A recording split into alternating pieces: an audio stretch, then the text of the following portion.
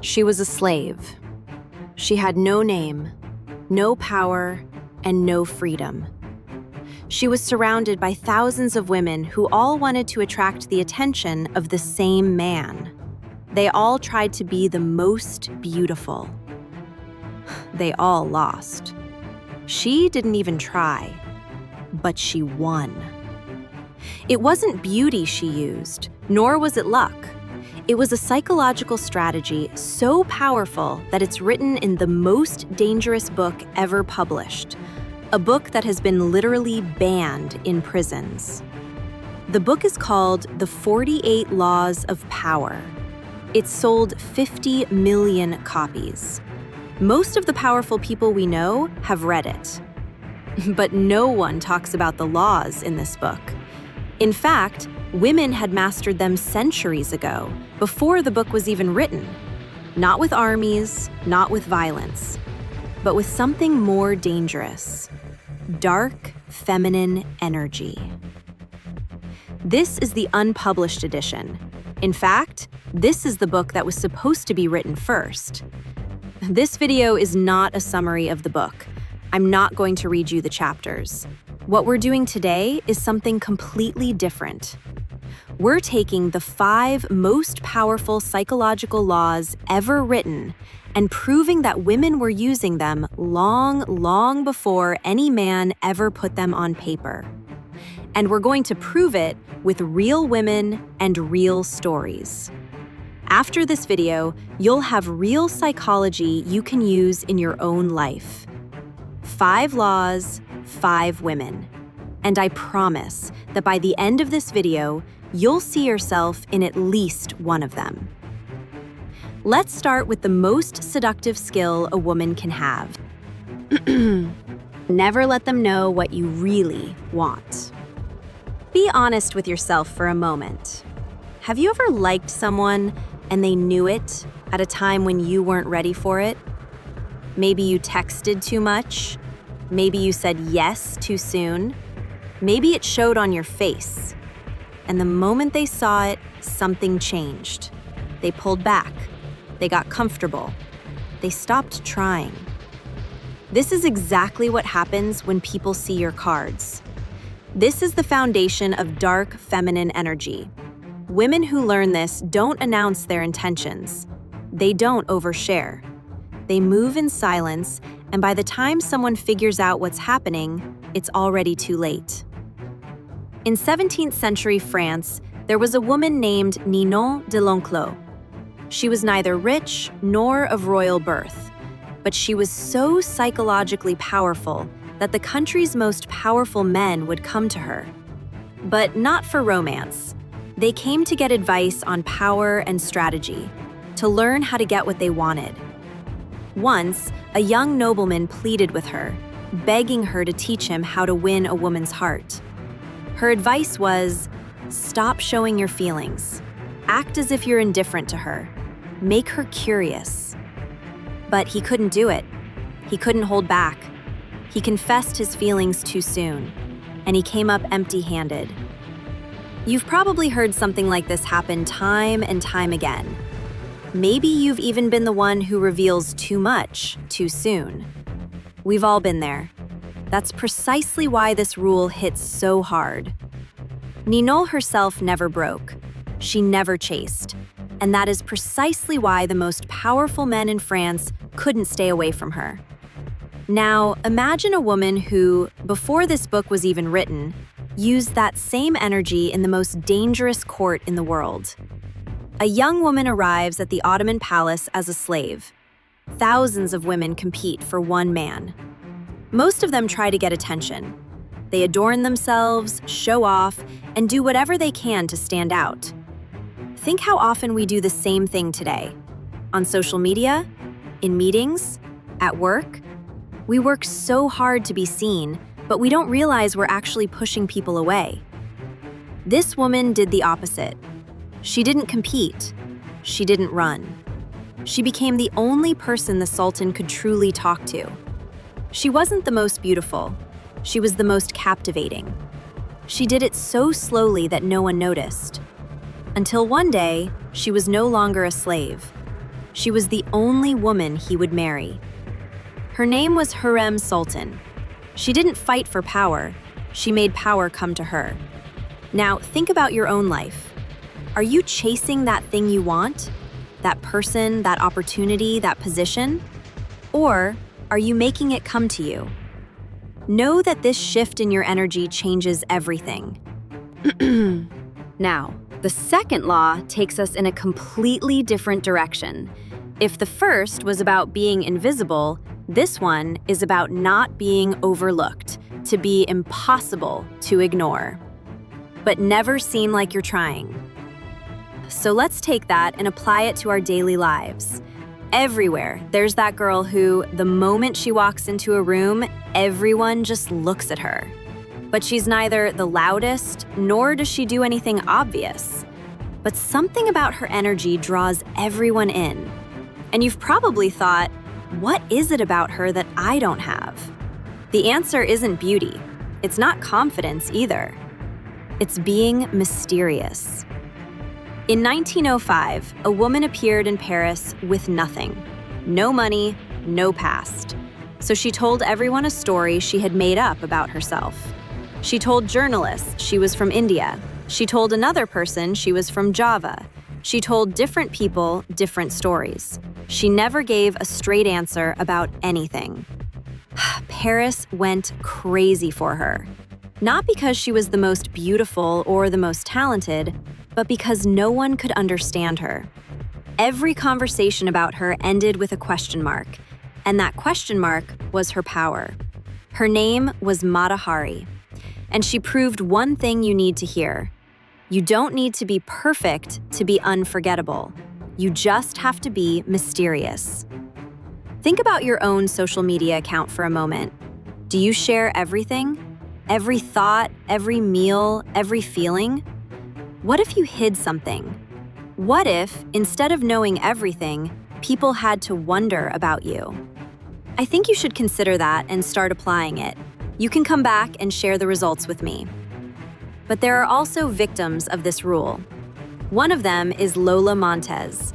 Lola used her rise from obscurity to become a royal consort. But then she forgot the most important rule. She showed her greed. She appeared at a London theater covered in diamonds, trying to outshine Queen Victoria. The Queen turned her gaze. Everyone followed her. And so, Lola's fame was destroyed overnight.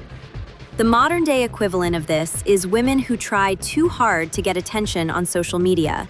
It's actually off-putting to people without them even realizing it. That desperate energy pushes people away. You feel it immediately. Now, you decide what energy you're going to put out there. All right, let's move on to the next law. And this is the complete opposite of what we just talked about. Because we were just saying that we should make ourselves impossible to ignore, but now we're saying to disappear. Sounds contradictory, right? No, let's clear things up now. Vanish from sight and watch them go crazy. Okay, I know you're going to feel this in your own experience. Have you ever been completely available to someone? Answering every call, replying to every message within seconds, always saying yes.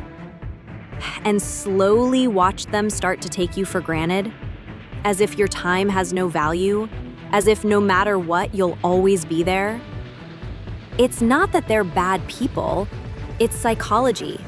When something is always available, the brain stops perceiving it as valuable. Ninon de l'Enclos. The woman in our first law, she honestly said something every woman should hear. She said that being too much, always available, too present, doesn't make people love you more. Quite the contrary, it suffocates them. And now, let me tell you about a woman who proves this in the most dramatic way possible. Her name was Josephine. Her husband was Napoleon, the man who reshaped the map of all of Europe. He commanded hundreds of thousands of soldiers. Even kings feared him. But when Josephine wouldn't write back, he began to completely fall apart.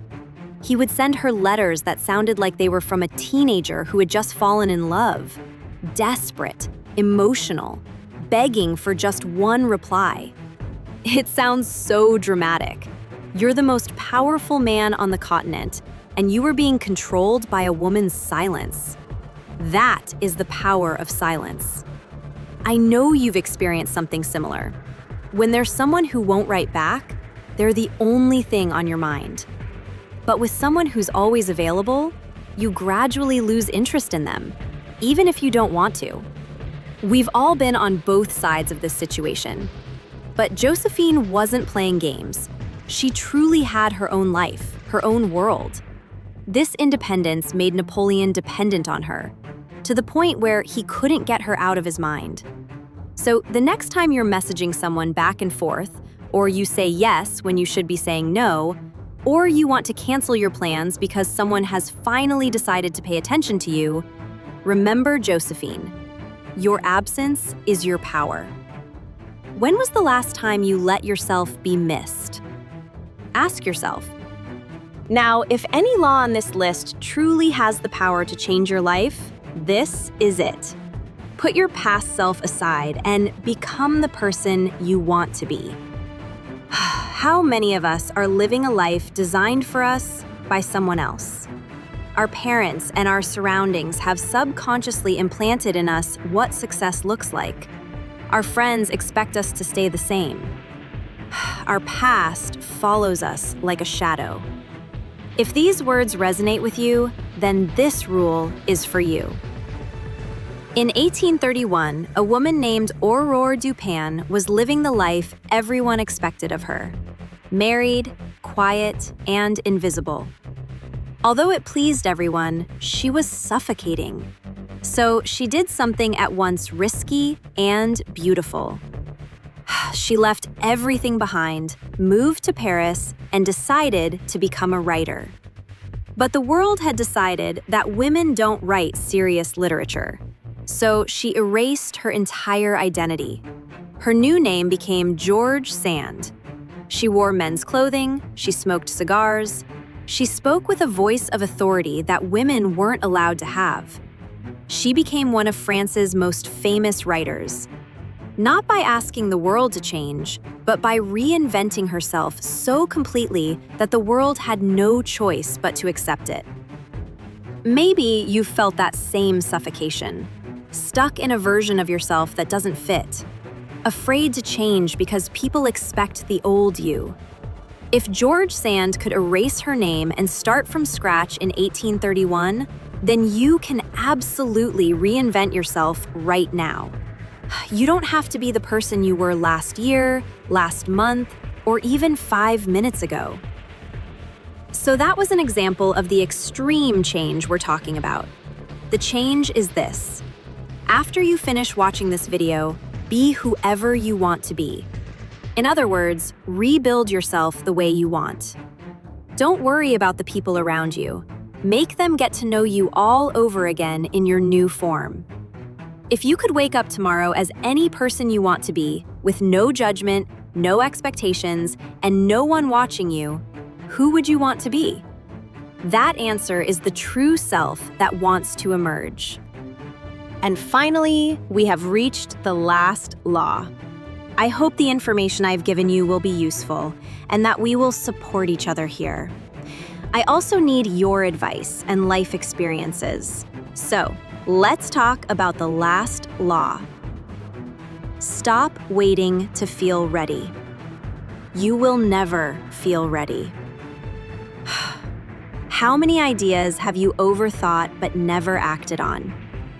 How many times have you wanted to say something, start something, or leave something, but then couldn't bring yourself to do it?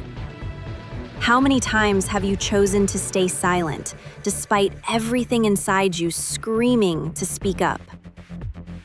In 1429, a 17-year-old girl walked into the French royal court, a room full of generals and powerful men, and said, "I will lead your army." She had no training. She had no experience. There was no logical reason to take her seriously. But she didn't whisper it. She didn't say, "Maybe I can try." She said it as if the universe had already decided. And something changed. Because the woman spoke her desires directly, with complete certainty and without apology. When she spoke, people stopped asking questions and started to follow. Her name was Joan of Arc. She was 17 years old. She won battles that seasoned commanders had already given up on. But courage without awareness is dangerous. Take Lola Montez, whom we spoke of earlier, the woman who tried to upstage the queen. She too was brave, but she never knew when to stop. And that destroyed her. Joan showed purposeful courage. Lola was recklessly brave. One became a legend, the other a cautionary tale. Think about your own life. What is the brave step you're avoiding? The conversation you need to have, the boundary you need to set, the dream you've been postponing. You will never feel ready. Joan, at 17, stood before generals without any official credentials. If she had waited to feel ready, France would have been occupied. Do it now. So, that was our final law. 5 laws, 5 women, 5 different centuries. But there is one thing that unites them. They understood the power of women before it even had a name. They didn't wait for someone to give them power or what they wanted. They took it themselves. Quietly, psychologically, and unapologetically. The book is written about men, but the real power was always with the women. All right, so which of these women do you see yourself in? I really want to know. Write in the comments. Thanks for watching this far, girls. If you liked the video, subscribe. See you in the next video.